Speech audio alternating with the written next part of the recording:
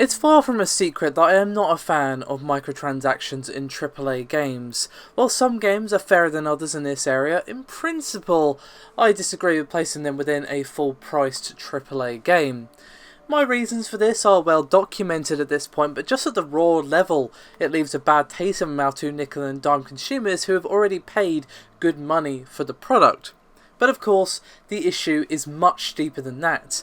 As I've said in the past, no matter the company doing it, you're always going to have them being tempted to skew things that it's easier to just pay up for the item or skin that you really want. These games love to tout that you can unlock everything through play, but they don't want you to do that, so they are tempted to make that process grindy to tempt you into paying.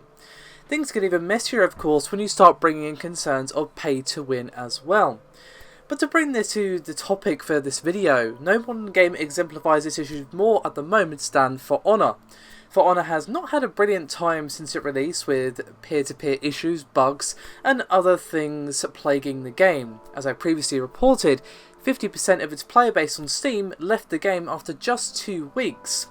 But there is yet more today, as fresh off the heels of the news of the new emojis, which will cost 7,000 steel, players have done the math on how much it would cost in both time and cash to unlock everything within the game, and well, they're not best pleased, and I can't really blame them.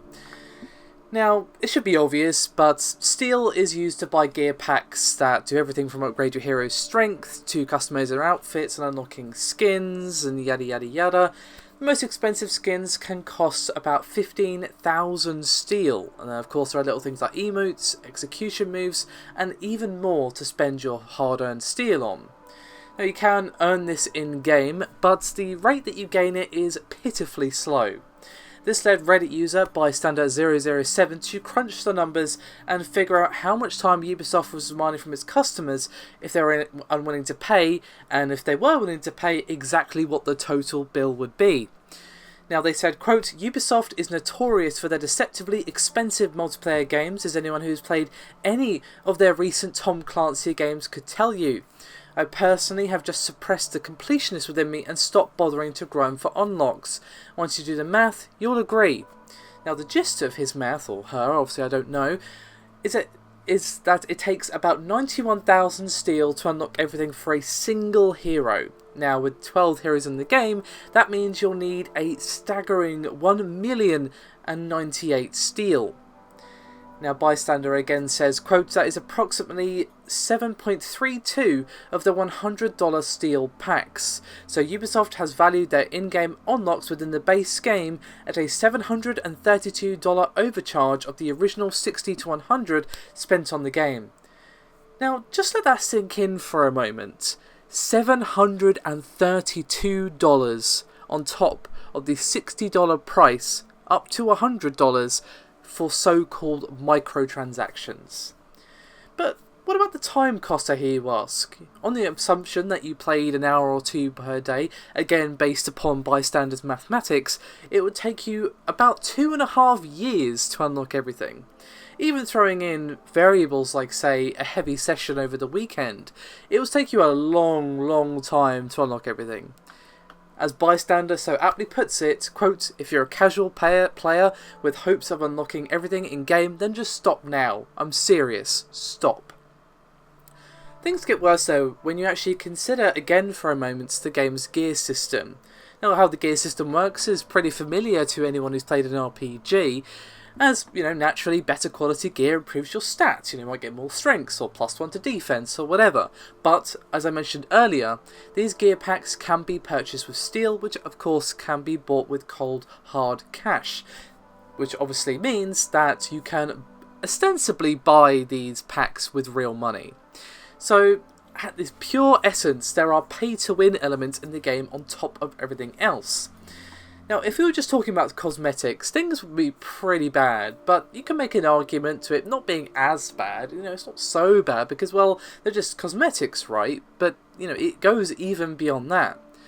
To be honest with you, though, even if they were just cosmetic items, I would still be here discussing this with you, because this shows exactly what I have been saying, that microtransactions in AAA games encourage a grindy as fuck system to unlock or to gain the in-game currency, and when it would take you almost the length of a college degree to get everything, I think it's about time that we say no.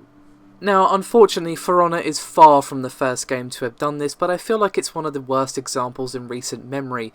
You know, I'm sure some of you are pointing out as I talk that Overwatch does this with its loot box system, and of course it is random what you get as well, but that is purely cosmetic, not necessary for the game, and has no impact on the game at all. Now, of course, I've said that, you know, if it were cosmetic, I would still have an issue, and to be honest, like, it's a shame that there are microtransactions in Overwatch, but obviously the fact that there's no DLC for that game in terms of like maps or extra characters, you know, DLC is going to have to be like a full-on expansion. It's not quite the same scenario. As I said, it does still leave a bit of a, you know, bitter aftertaste in my mouth for that, but it's not enough to bother me because I could just completely ignore it. You know, who cares if that person has Tracer in an elf costume and I don't, because, well, you know, that literally has zero impact on the game. These things do, and this is classic Ubisoft behaviour as well. They've done this in the past, and to be honest, the fact that it would take you so long to unlock everything as well is insane to me.